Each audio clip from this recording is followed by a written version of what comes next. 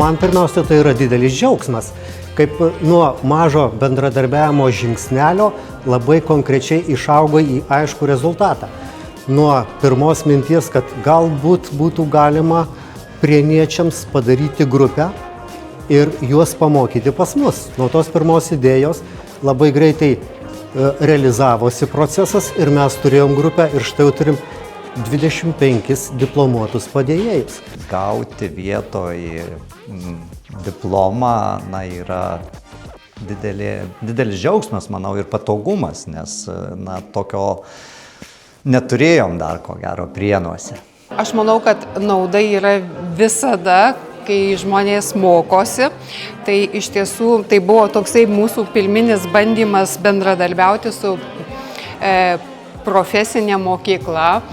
Ir mokinio padėjėjams tikrai labai trūksta kompetencijų, tai per šiuos visus mokslo metus jie tikrai įgijo jų, tai patvirtins pažymėjimas gautas.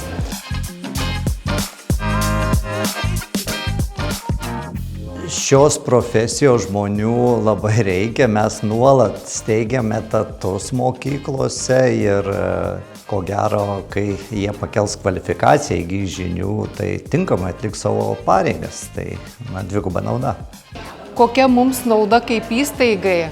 Profesinio rengimo centro dėstytojai vedė mokytams seminarą, skirtą kartu bendradarbiauti su mokinio padėjėjais. Labai buvo aktyvus dalyvavimas mokinio padėjėjų, aktyviai rinkosi, labai daug vyko praktinių dalykų, kas yra labai naudinga mokinio padėjėjams išbandyti ne tik teoriškai, bet ir praktiškai. Per keletą metų mes padėjėjų išsiauginom nuo 0 iki 100 šiais mokslo metais. Mes turime jau 100 padėjėjų, darbas su ypatingais vaikais, tai jiems žinios ir kompetencijos taip pat yra ypatingai svarbios. Tai, kad net ketvirtis mūsų visų padėjėjų vienu ypu gauna diplomus, aš manau, didžiulė nauda mūsų savivaldybei ir tiems vaikams, su kuriais jie dirba.